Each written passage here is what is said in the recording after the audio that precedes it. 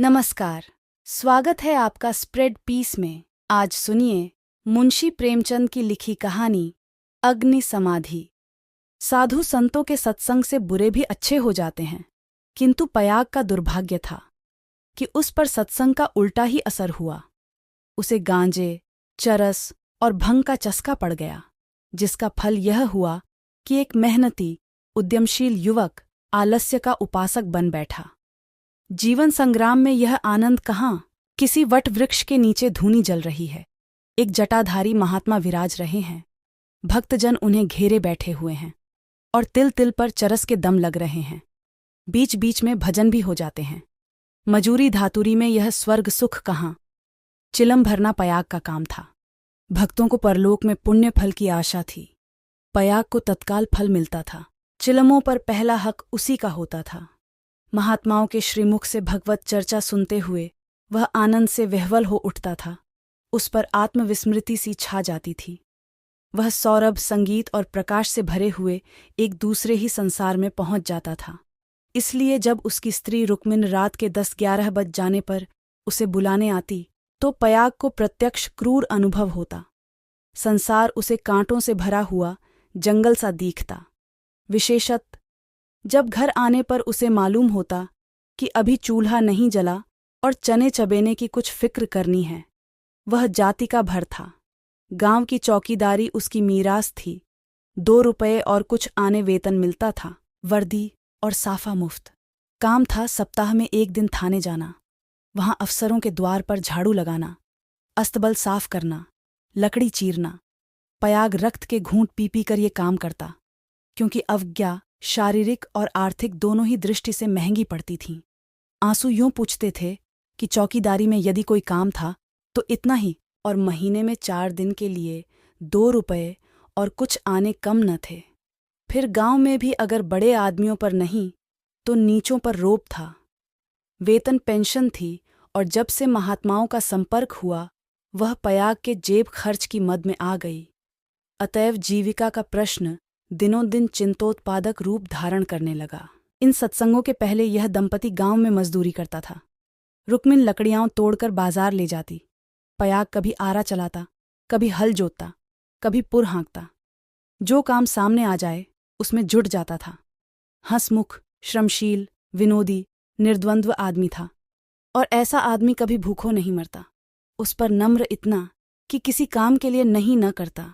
किसी ने कुछ कहा और वह अच्छा भैया कहकर दौड़ा। इसीलिए उसका गांव में मान था। इसी की बदौलत निरुद्यम होने पर भी 2-3 साल उसे अधिक कष्ट न हुआ। दोनों जून की तो बात ही क्या, जब महतों को यह वृद्धि न प्राप्त थी, जिनके द्वार पर बैलों की 3-3 जोड़ियां बधाती थीं, तो पयाग किस गिनती में था। हाँ, 1 जून की दाल रोटी में संदेह न था, परंतु अब यह समस्या दिन पर दिन विषमतर होती जाती थी। उस पर विपत्ति यह थी कि रुक्मिन भी अब किसी कारण से उसकी पतिपरायण, उतनी सेवाशील, उतनी तत्पर न थी। नहीं, उतनी प्रगल्भता और वाचालता में आश्चर्यजनक विकास होता जाता था।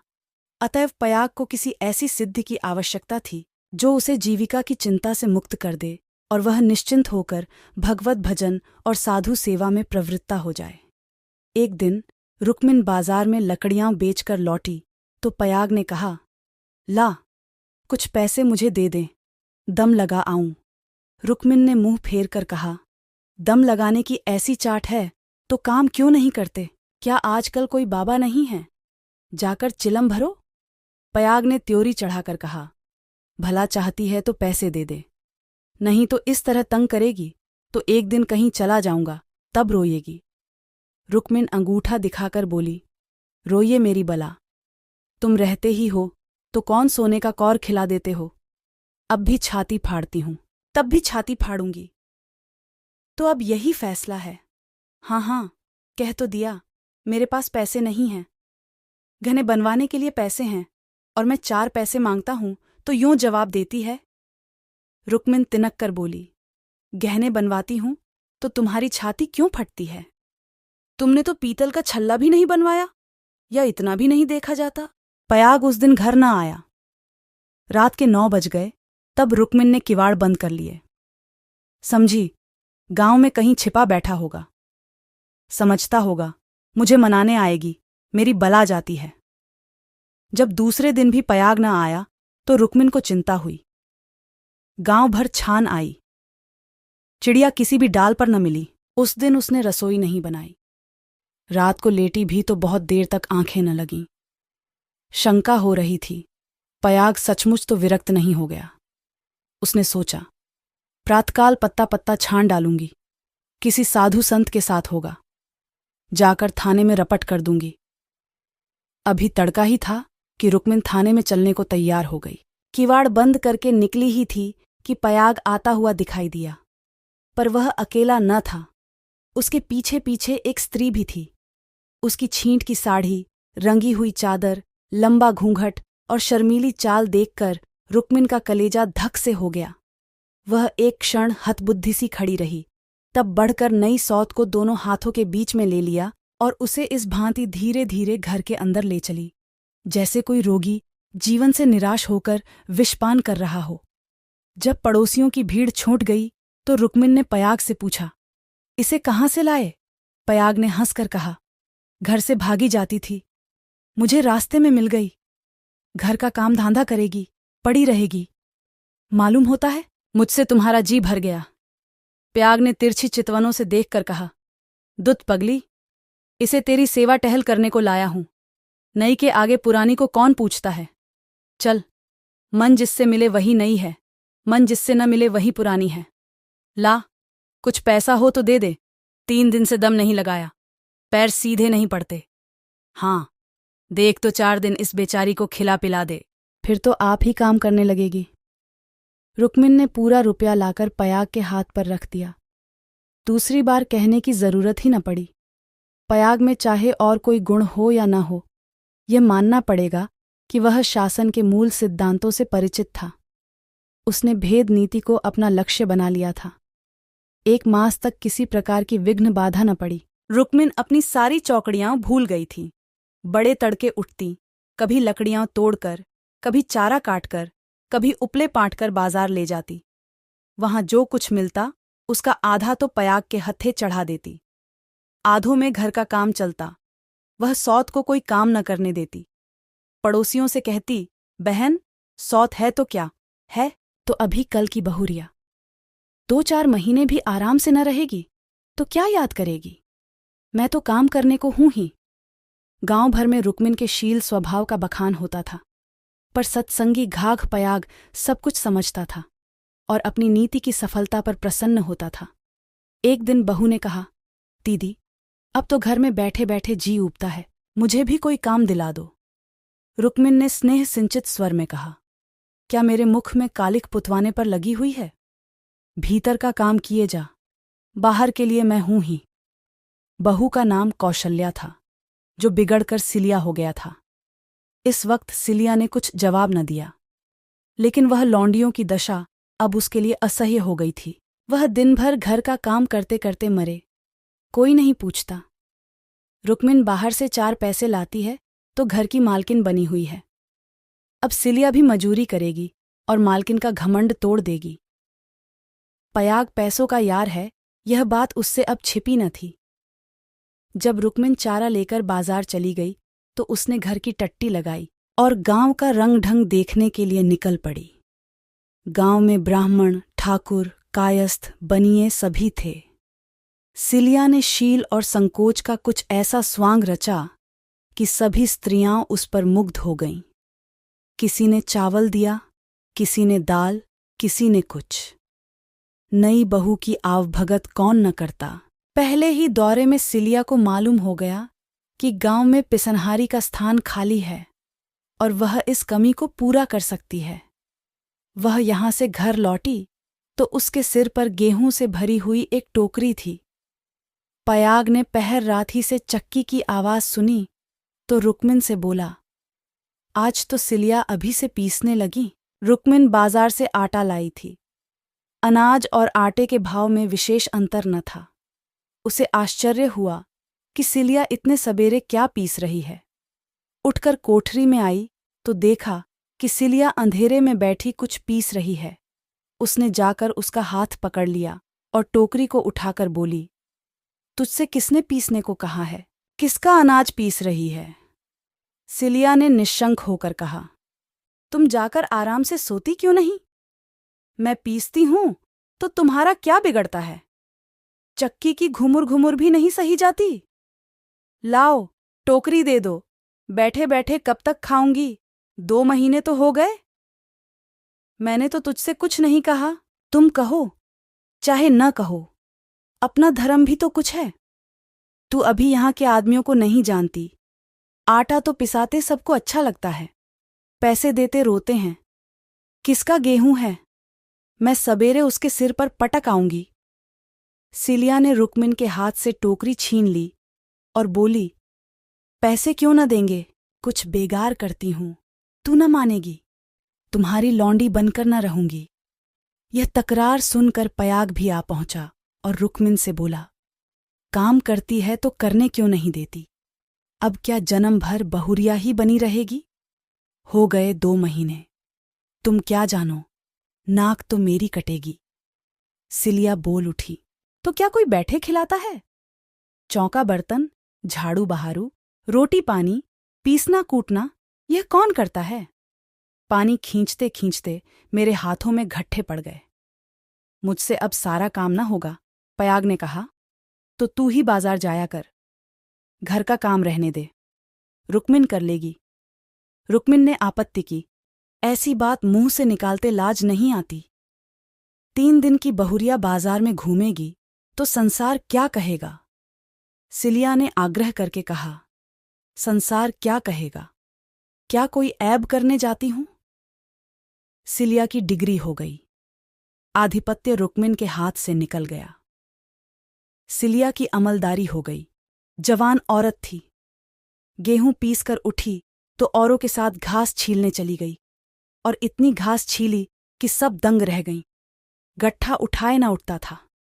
जिन पुरुषों को घास छीलने का बड़ा अभ्यास था, उनसे भी उसने बाजी मार ली। यह गट्ठा 12 आने का बिका। सिलिया ने आटा, चावल, दाल, तेल, नमक, तरकारी, मसाला सब कुछ लिया और 4 आने बचा भी लिए। रुक्मिन ने समझ रखा था कि सिलिया बाजार से 2-4 आने पैसे लेकर लौटेगी तो उसे डांटूंगी और दूसरे दिन से फिर बाजार जाने लगूंगी।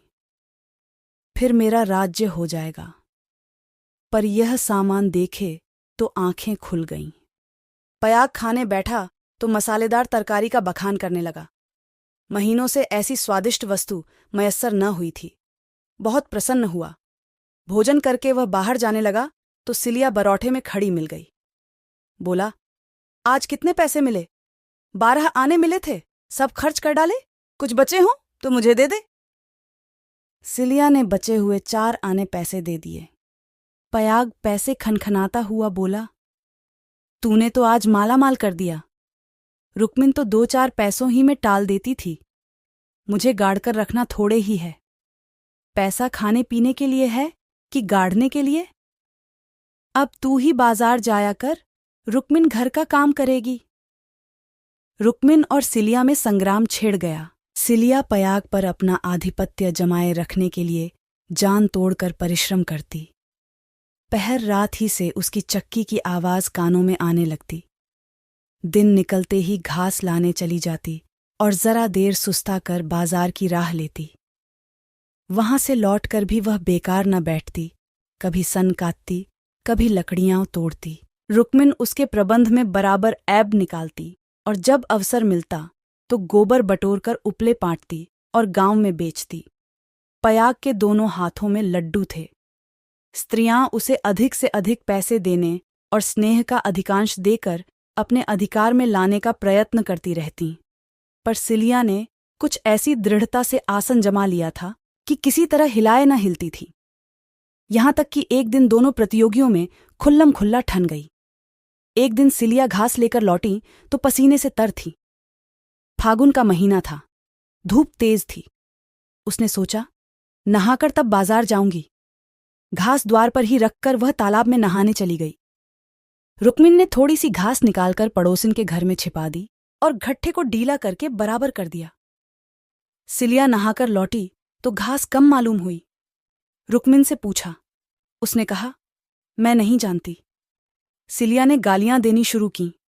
जिसने मेरी घास छुई हो, उसकी देह में कीड़े पड़ें, उसके बाप और भाई मर जाएं, उसकी आंखें फूट जाएं।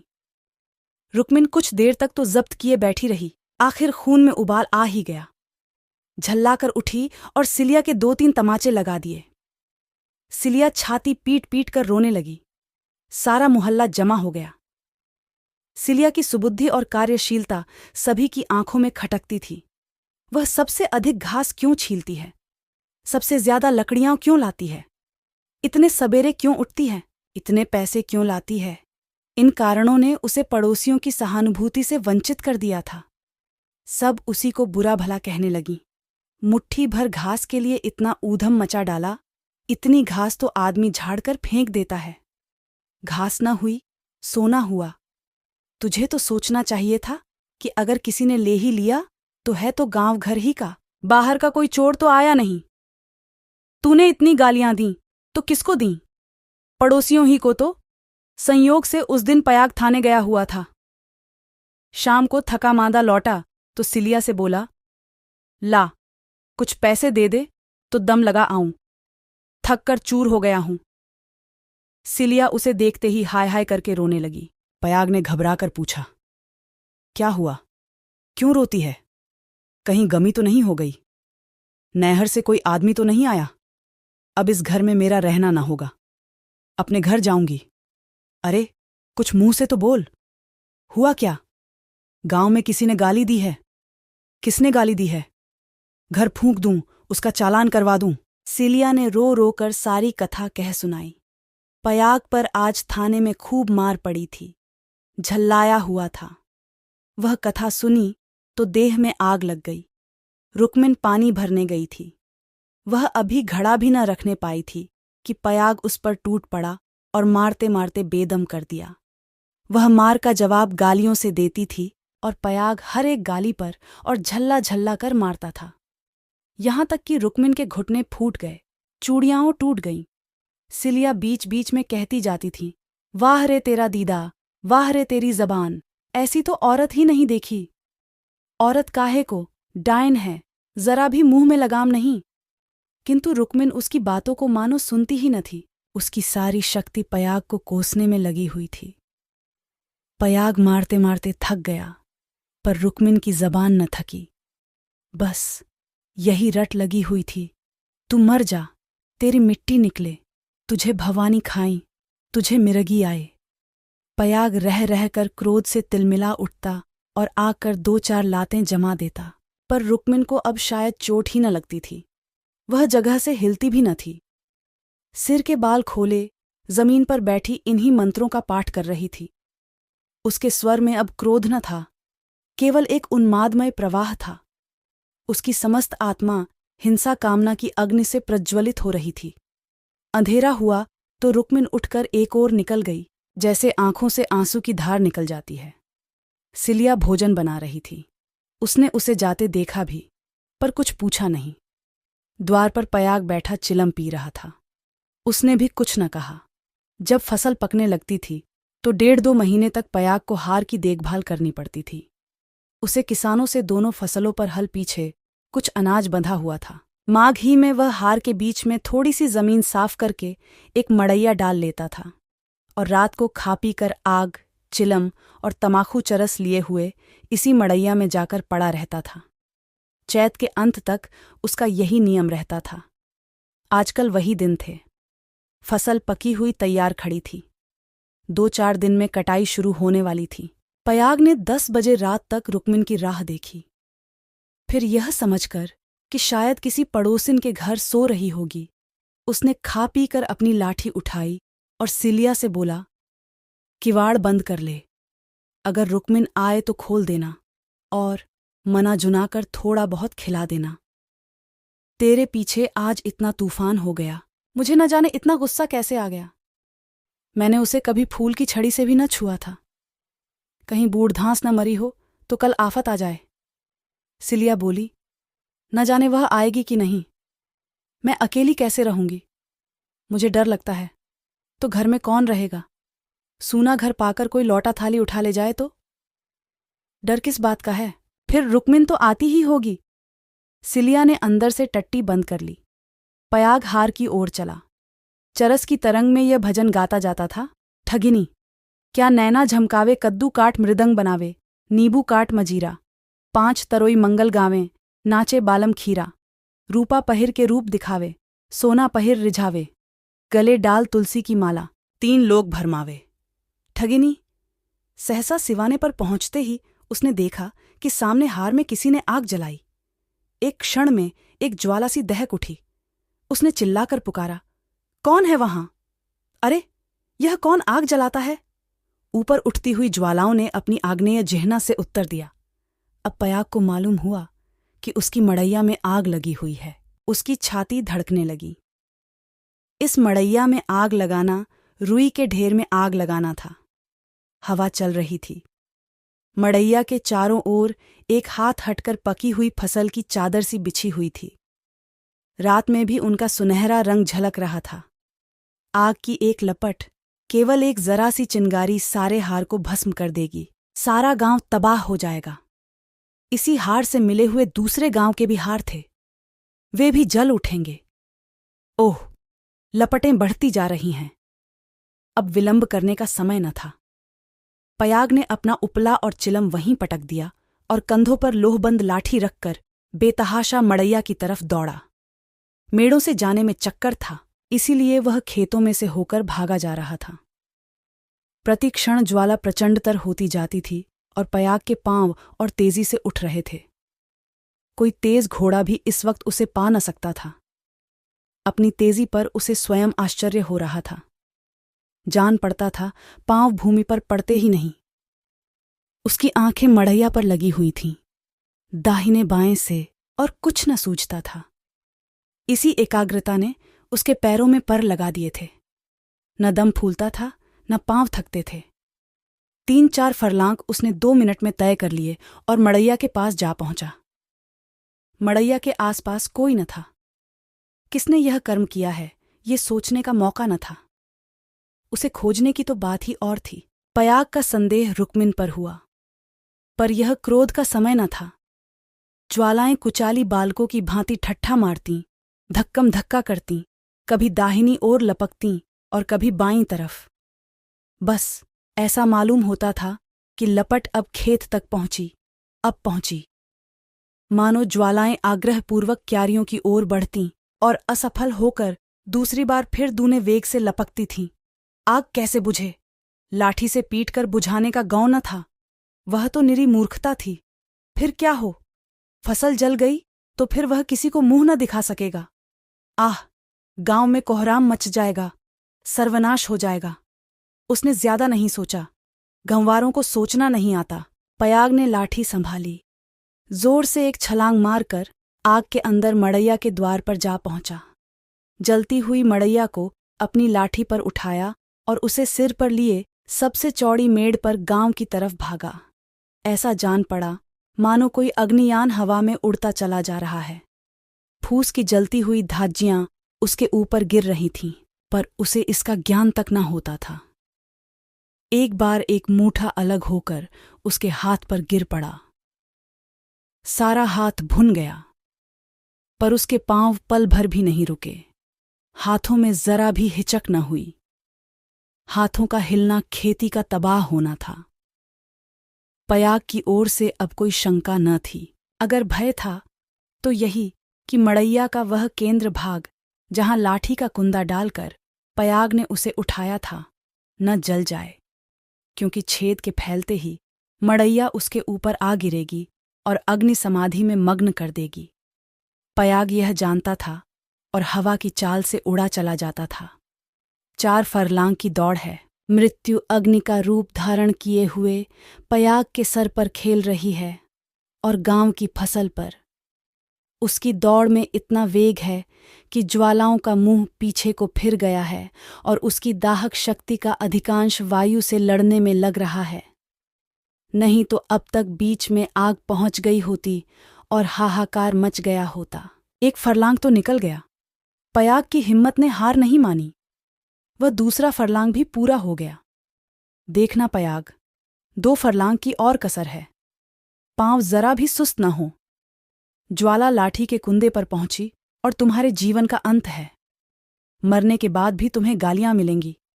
तुम अनंत काल तक आहों की आग में जलते रहोगे। बस 1 मिनट और।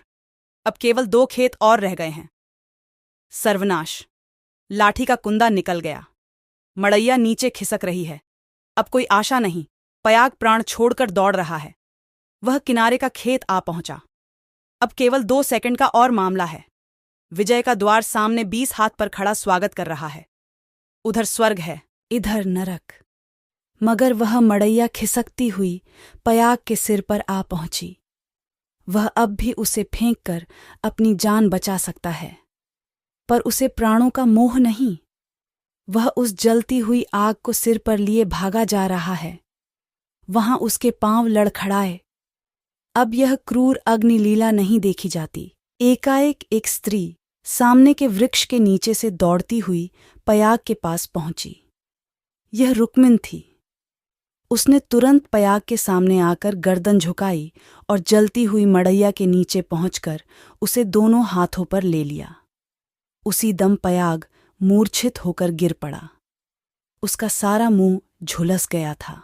रुक्मिन उसके अलाव को लिए 1 सेकंड में खेत के डौढ़े पर आ पहुंची, मगर इतनी दूर में उसके हाथ जल गए, मुंह जल गया और कपड़ों में आग लग गई। उसे अब इतनी सुधि भी न थी कि मड़ैया के बाहर निकल आए। वह मड़ैया को लिए हुए गिर पड़ी। इसके बाद कुछ देर तक मड़ैया हिलती रही। रुक्मिन हाथ पांव फेंकती रही। फिर अग्नि ने उसे निगल लिया।